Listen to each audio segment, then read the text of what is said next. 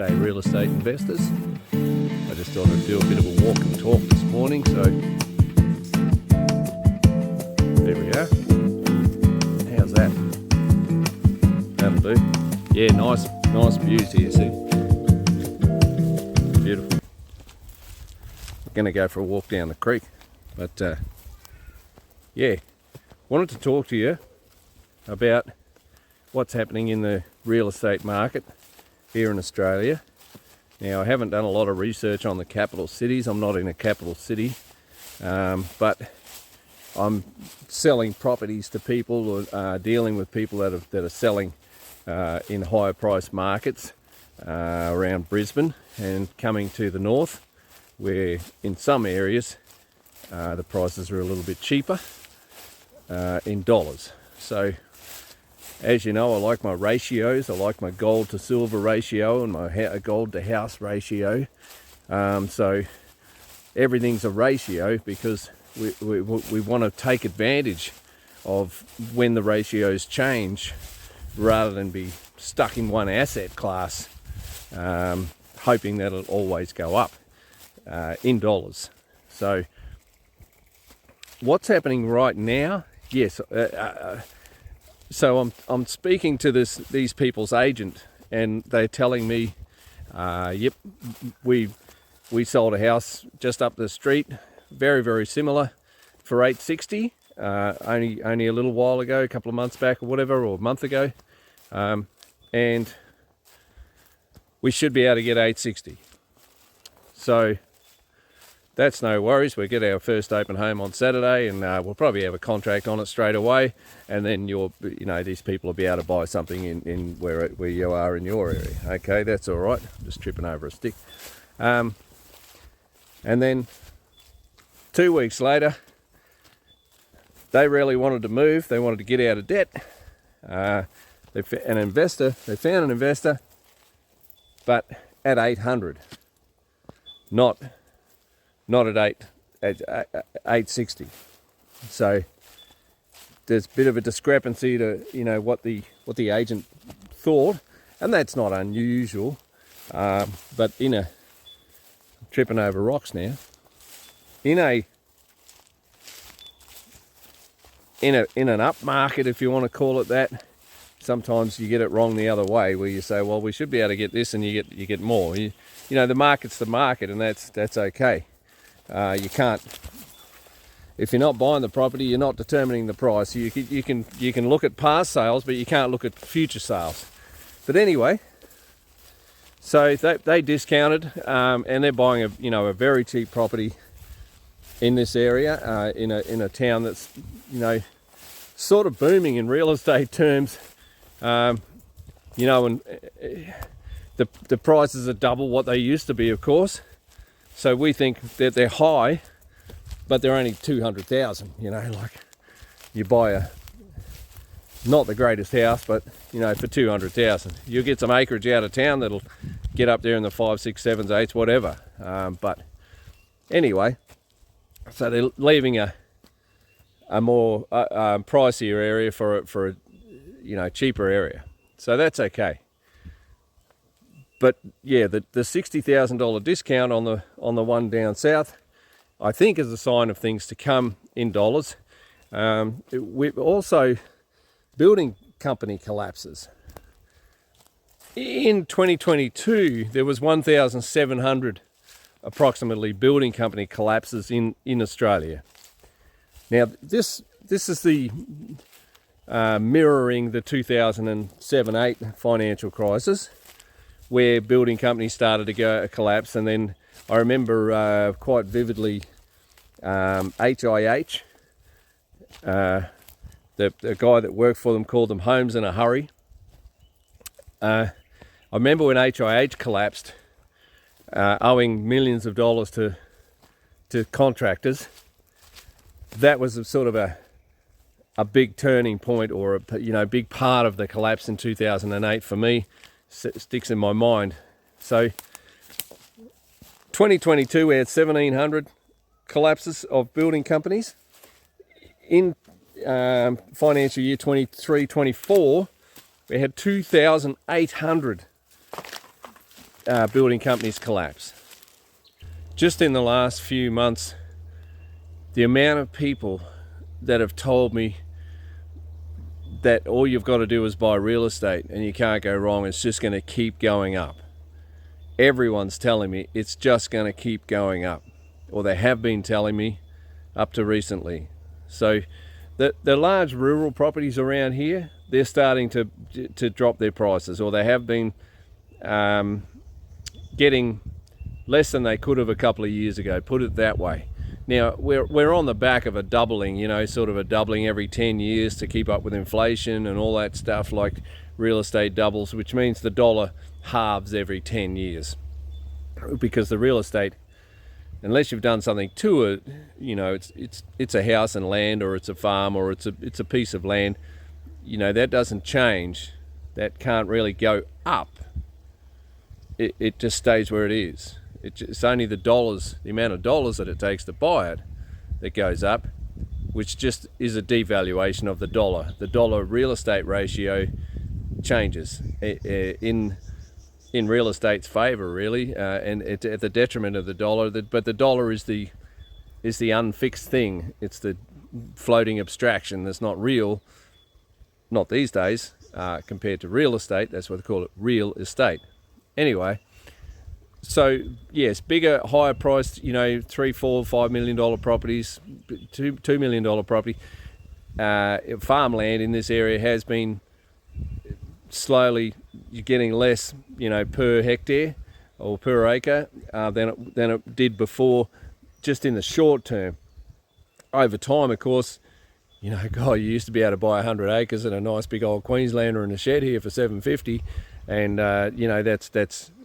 that's a couple of million now, sort of thing, or $1.5 million or whatever. So it's anyway, in the last few years, or last couple of years, it's started to disintegrate, the prices in dollars that you can get for them.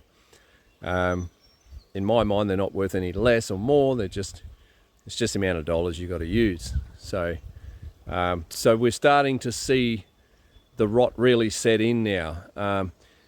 You can say that it's been about 17 years since the last financial crisis. But really they sort of happen every 8 years, or a downturn happens every 8 years. So that means 2016, that was about the bottom of the real estate market, especially in the States, but here too. So that's what I'm getting. Is all the signs are on the wall now. They're really screaming at us, saying, real estate prices in dollars are falling, or going to fall by a long way. And it's the same as last time, where people just sort of, we're caught in the bubble. We're in the bubble, but couldn't stand back and see the bubble. So they're the ones telling me just buy more real estate. It's just, you can't go wrong. It's just going to keep going up and up and up and up. So when you start hearing stuff like that, then you know that it's damn close to collapsing. And as you know, some of you may know, I'm a gold and silver investor as well. So, and because of the ratios, now, like I've said, you might have heard me say or seen in articles written, it takes about half the amount of gold now to buy real estate than it did 3 years ago. That's an amazing turnaround. So like I've used the example of a $500,000 property. A few years ago, it cost 212, I think, ounces of gold to buy, and now it's 95 ounces of gold. Or you can buy a $1.1 million property with that same 212 ounces of gold, or 220, I can't remember which way it was. Now, the gold in dollars has dropped off in the last little while. You know, it was up to 5,300 delivered to your door, basically. This is real gold I'm talking about, not the abstraction. This is not the futures price or the spot price, or, you know, this is hold it in your hand.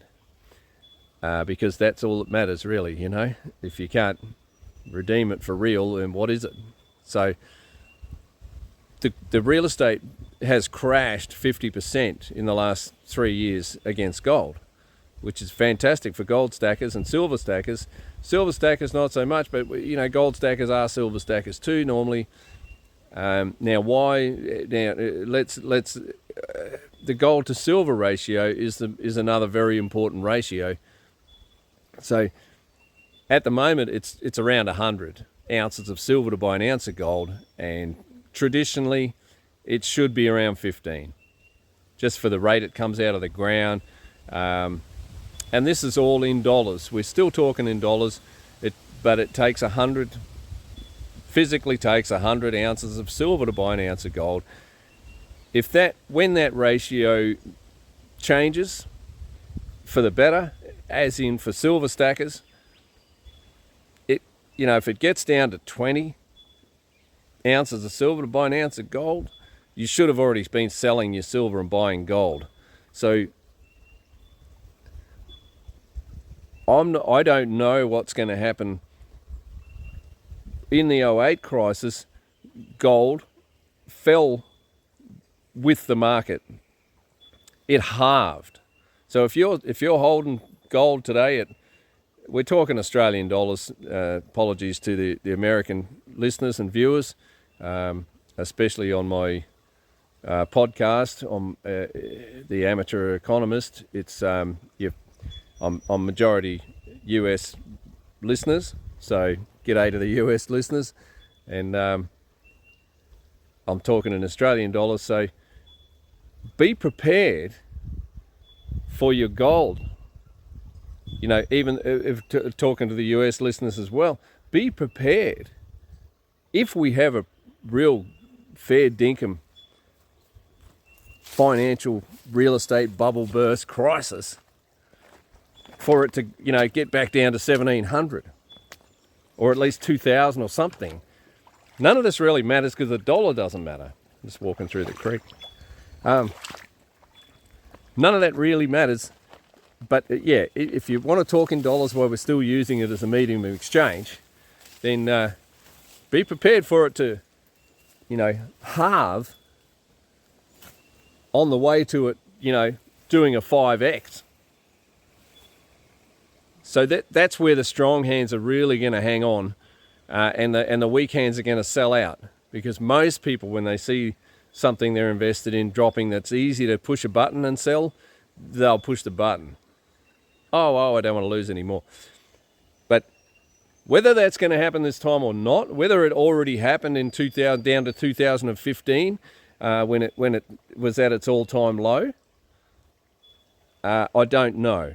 Well, not its all-time low, but it's a dip in the market basically. So what happened last time when 2008 crisis happened? The gold fell with the real estate market. And then it split off and doubled again while the real estate market continued to crumble. So, it sold off, and maybe that's investors that are, selling their gold to pay their bills, selling their gold to invest in something else. Just that's what they to cover their shorts, whatever it is, But the gold sold off, because everything tends to go with it all, with it when the housing bubble bursts and collapses. So is it going to happen this time? I don't know. Has it already halved and then is doubling again? I don't know. No one knows exactly what's going to happen. That's just what happened before. So we started to see a little bit of a pullback in gold. And it may continue, and it may shake your foundations a little bit, and the experts always say it's a buying opportunity, and by golly it is. But imagine this.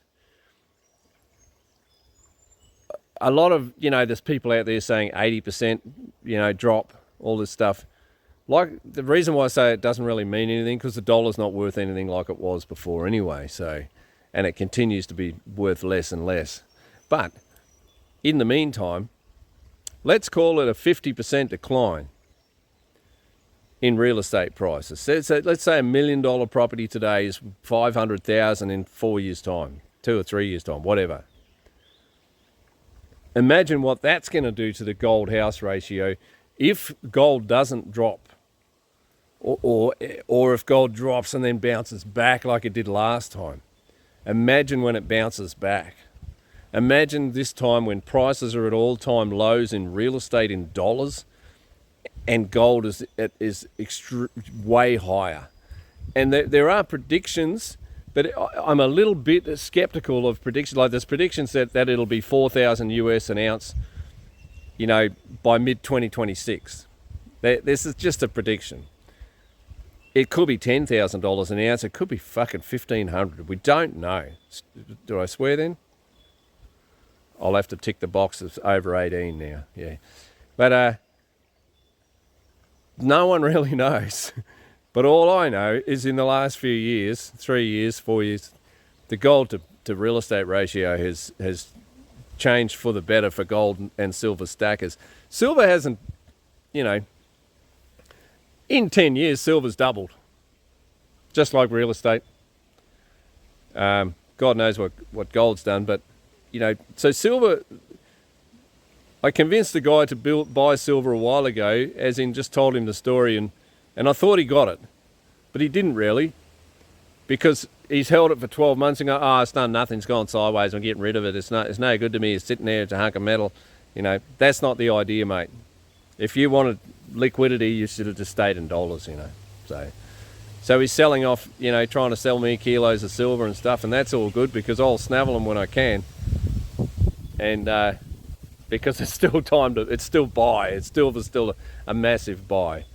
So God knows what's going to happen with silver into the future, but it's still the very, very cheap commodity. And with the gold silver ratio being 100, it's a no-brainer to buy silver, which you can when you do sell it, when the ratio becomes better, if you want to call it that, you can sell your silver and buy a hell of a lot more gold with your silver than you could previously, once the ratio changes, even down to 50 to 1 or whatever.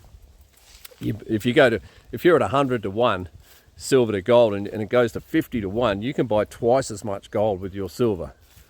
Yes, you have to sell your silver for dollars because the dollars are the medium of exchange at the moment in the Western realm, but you can take advantage of that. But yeah, when is the time to, it depends on how Armageddon you are with your thoughts. Imagine real estate falls by 80% in dollars and gold, does a 10x. All of a sudden you can buy 20 houses before you could only buy one. If there's a proper good, collapse and there's huge unemployment amongst people that want to work, not all those Xbox playing whats that are sitting at home, gaming the system by doing a training course, that sort of crap. The people that want to work can't get jobs. If there's really high unemployment, which there's got to be if these jobs are being destroyed and not being replaced in all these industries. Imagine, okay, so you can now afford 20 houses when you could only afford one before. What about the people that are wanting to rent them off you? They've got no job, no money either. If it collapses really badly or really well, whichever way you want to put it, and you end up with can the tenants pay the rent? Is real estate going to be a good investment when you can buy 20 houses but you can't find anyone to pay any decent rent on it? But maybe the percentage returns are going to be no better now than what they are now.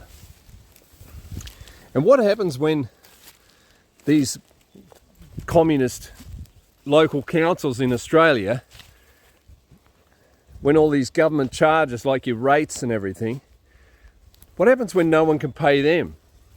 Do we end up like the Soviet Union's idea, or Karl Marx's idea that the government owns everything, or you know, and we just sort of gonna lease it off them. We're gonna become serfs. Well, the serfs actually, that's another story. They weren't doing too bad compared to a lot of people today. But that's another video. But, you know, there could be that situation where all of a sudden you could buy a lot of real estate, but you might not want to. You might go, there's no return on that either. That's the prediction of some people, is the collapse will be so bad that all the systems will disappear. And there's many systems out there and ways of doing things right now that are obsolete and disgustingly expensive. You know, the waste in the economy due to huge governments and smaller private sectors is outrageous at the moment. Where do you think? How do you think we get all these homeless people? It's government driven, you know. Well, it's compliance driven. Everyone complies. Everyone complies. They believe in the rule of law, and they think that legislation is law, and that when some lawyer sits down in Brisbane or Canberra or Sydney and writes something on a piece of paper, that we all have to follow it. You know, that's the problem, is we're all compliant, and we've let the camel get its nose under the tent, and now it's just rummaging around in there and destroying everything. You know, that's the state of the Australian, you know, political landscape. All you see on the mainstream media is sweeping new laws. We've got a whole heap of sweeping new laws. Look out, we're going to fine the shit out of you for looking at your phone in the car or something, because it's not your road.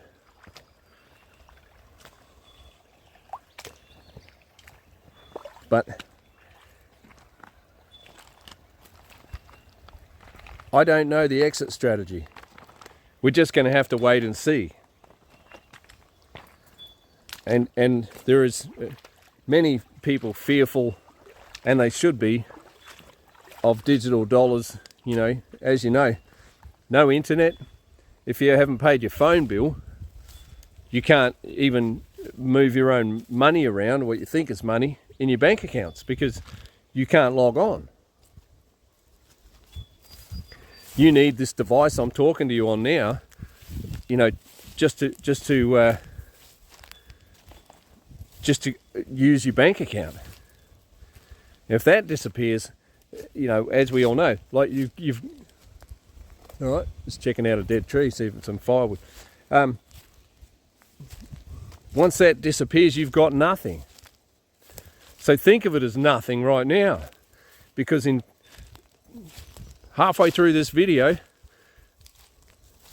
something could happen to make it that you can't access your bank accounts. So just think of your bank accounts as a total liability. Now, what do the wealthy do? They hold their assets in, they hold their wealth in income producing assets. That's not the house they live in. That's a liability, unless they got every room rented out, which some people do. But you got to touch it. You got to be able to touch it. You know, like the tree here. I can touch that. I can feel that. Otherwise, you know, you're already bailed in. You're already at risk of the system shutting you out, closing down, disappearing, whatever. It's just a figment of your imagination, those digits on the screen in front of you that you think is your bank account. So, you know, if the shit really, really, really hits the fan, you're going to be left with whatever you're left with. I'm not sure about that. I'm not sure. I think that maybe that's the way it'll be. Don't know. Be prepared for that to happen and own real things. That, yeah, but don't be going into huge amounts of debt, or any debt at all, to own these real things.